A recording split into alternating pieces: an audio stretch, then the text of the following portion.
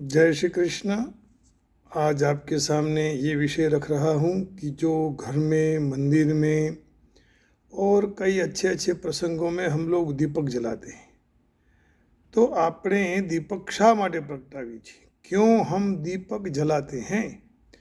तो सारे भारत भर में हर एक घर में भगवान के आगे दिया प्रज्वलित किया जाता है और कई घरों में सुबह में, कभी शाम, कभी सांझ को, प्रातः काल में दीपक जलाए जाते हैं। कहीं कहीं अखंड दिए भी जलाए जाते हैं और नित्य पूजा हो, धार्मिक प्रसंग हो, उत्सव हो, उद्घाटन हो, ऐसे कई सामाजिक प्रसंगों में भी शुभारंभ दीपक से प्रागट्य होकर करते हैं, इसलिए दीप प्रागट्य भी बोलते हैं।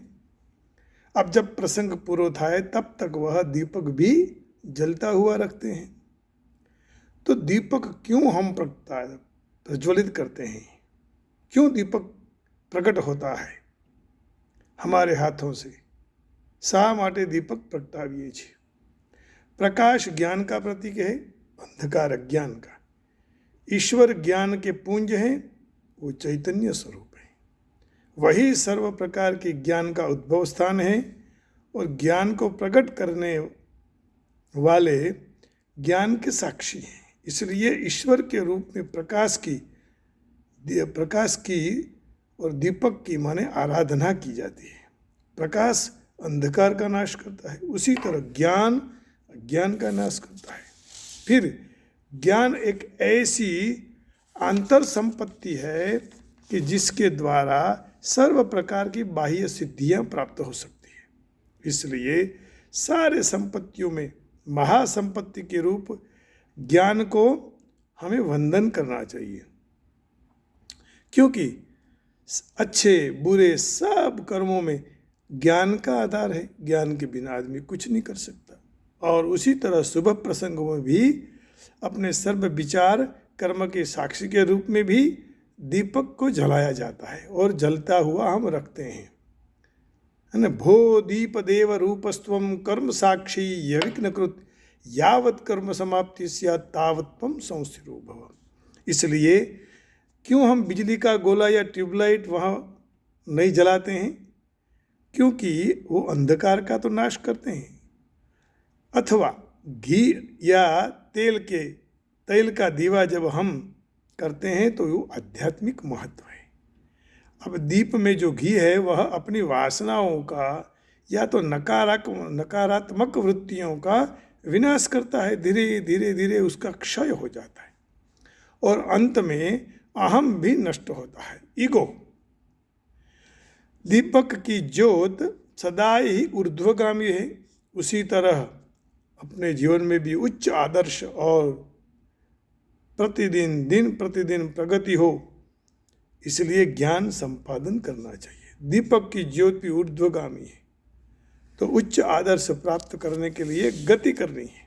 एक विद्वान व्यक्ति अपने ज्ञान को अनेक को दे सकता है, उसी तरह दीपक कई दीपकों को प्रज्वलित कर सकता है। दिए से दीप जले, दीप से दीप जले, माने दूसरे दीपकों को प्रज्वलित करने के बाद मूल जो दीपक है उसका प्रकाश कहीं कम थोड़ी होता है, वो तो और प्रकाशित करता रहता है। तो उसी तरह जिस तरह ज्ञान अनेकों में वितरण करने से ज्ञान थकी जब तर्क शुद्ध बन जाते हैं और ज्ञान में अपनी निष्ठा एकदम पक्की हो जाती है, इस प्रक्रिया में ज्ञान के दाता और प्रदाता दोनों समृद्ध होते हैं, ज्ञान देने वाला और ज्ञान प्राप्त करने वाला। दीपक जब हम प्रज्वलित करते हैं तो प्रार्थना करते हैं, दीप ज्योति पर ब्रह्म दीप सर्वतमोपः दीपेन साध्यते सर्वं संध्या दीपो नमोस्तुते। मैं संध्या दीपक अथवा संध्या के समय दीपक को वंदन करता हूँ। उसके प्रकाश और परम चैतन्य रूप परमात्मा है, उनके द्वारा अज्ञान रूपी अंधकार का नाश होता है, उसके द्वारा जीवन में सर्व वस्तुओं की प्राप्ति होती है।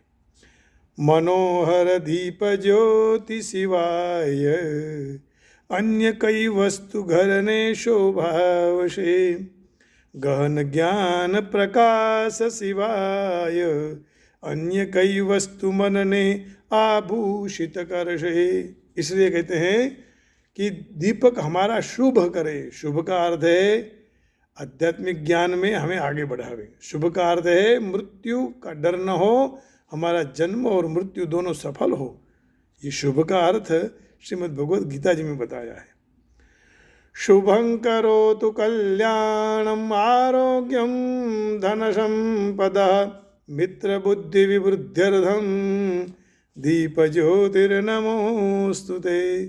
तो उसी तरह दीप करने की परंपरा बौद्धिक और आध्यात्मिक अर्थ का उसमें भंडार भरा हुआ है। भारतीय संस्कृति एकदम उम्दा परंपराओं से समृद्ध है, इसलिए वेद में भी उसको ज्योति कहा गया है। ओम अग्निर्ज्योतिर्ज्योति, अग्निर्ज्योति सूर्यः, सूर्यो ज्योति सूर्यः स्वाहा, अग्निर्भर्चो ज्योतिर्भर्चः, सूर्यो भर्चो ज्योतिर्भर्चः स्वाहा, ज्योति सूर्यः, सूर्यो ज्योति स्वाहा। तो दिवस के दीपक के समान भगवान सूर्य नारायण है और रात के दीपक के समान भगवान चंद्र नारायण है। और इसलिए चंद्र की भी प्रार्थना की जाती है दीपक के रूप में। चंद्रमा मनसो जातश्चक्षुः शुद्धो अजायत, श्रोत्रात् वायुश्च प्राणश्च मुखादग्निरजायत।